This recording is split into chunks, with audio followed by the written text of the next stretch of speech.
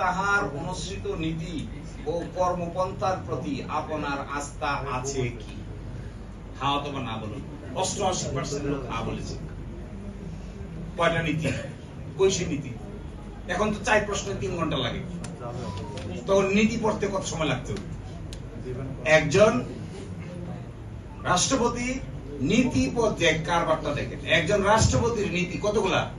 কি নীতি? কোন নীতি? কেউ জানে না তো। কেউ বলে 19 দফা, কেউ বলে নীতি, এর বাইরেও আরো অনেক কিছু আছে। আর এখন আমার সালাউদ্দিন ভাইয়ের 4টে মাত্র প্রশ্ন। ছাত্র অবস্থায় মনে হয় ভালো ছাত্র ছিল না। আমরা তো ভালো ছাত্র ছিলাম, সবসময় আমাদের 4 প্রশ্ন পড়তে, আমার ধারণা ফুয়াদ, আমি, তুষার, আমরা যারা আছি, আমাদের 4 প্রশ্ন পড়তে 2 মিনিটের বেশি লাগবে না। কিন্তু আমার ভাইয়ের 4 প্রশ্ন পড়তে 3 ঘন্টা সময় লেগেছে।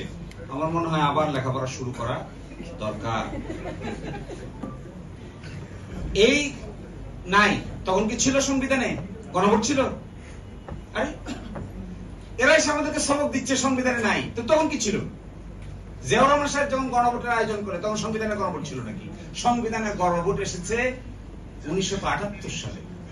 1978 সালে সংবিধানে, তাও মার্শাল প্রক্লেমেশনের মাধ্যমে। মার্শাল জারি করে সংবিধানে কেটে ছিঁড়ে পোস্টমর্টেম করে সিজার চালিয়ে পছন্দ মতো ডাইনে বামে নিয়ে এই কাজ করে এখন আমাদেরকে এসে সবক শোনাচ্ছে কোনটা সাংবিধানিক আর কোনটা নাকি অসাংবিধানিক। এদের মুখে তো এগুলো মানায় না, এরা কেন এগুলো বলবে? এদের জন্ম প্রক্রিয়া কি দেখেন। নির্বাচন হচ্ছে কবে? 18 ফেব্রুয়ারি 1979 সালে সামরিক আইনের অধীনে জাতীয় সংসদ নির্বাচন অনুষ্ঠিত হয়। আশ্চর্য।